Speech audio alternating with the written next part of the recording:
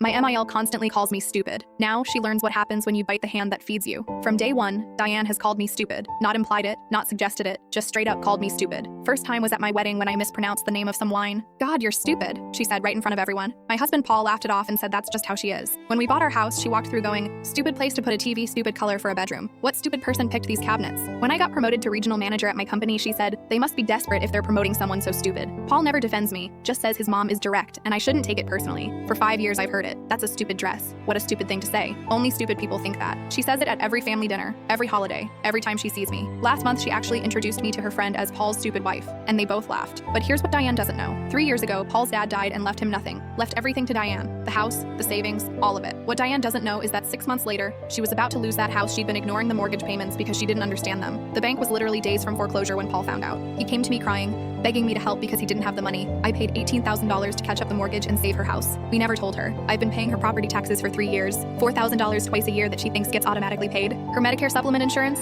I pay that, $300 a month. Her car insurance, me. The nursing home deposit for when she needs care, that's $20,000 of my money sitting in an account. Paul begged me not to tell her because she's too proud to accept help. So for 3 years, I've been secretly paying for her entire life while she calls me stupid every chance she gets. Last week was my breaking point. We're at dinner for Paul's birthday and she actually makes a toast about how Paul succeeded despite marrying someone so stupid. His cousins look uncomfortable, Paul just smiles, and I'm done. I excuse myself to the bathroom and make some phone calls. First, I call the insurance companies and cancel her policies effective immediately. Then I transfer the money out of the nursing home account back to mine. Finally, I set up a stop payment on the property tax check that's supposed to process next week. I come back to dinner and smile through dessert. 3 days later, Diane calls Paul screaming. Her car insurance card is invalid. Paul calls me at work asking if I know anything about it. I say, why would I know about your mom's insurance? I'm too stupid to understand that stuff. He says he'll figure it out. That night, Diane gets a letter about her health insurance being terminated. She calls Paul panicking about how this must be a mistake. He asks me to look into it since I know about insurance things. I tell him, I'm too stupid to understand insurance. Remember? Your mom says so all the time. A week later, the property tax bill arrives with a late notice and penalties. Diane is at our house waving the paper around. This has always been automatic. Why are they saying it's not paid? Paul looks at me and I can see him starting to piece things together. I shrug and say, that's weird. Maybe ask someone smart to help you figure it out. Diane snaps, this is serious. I could lose my house. I laugh.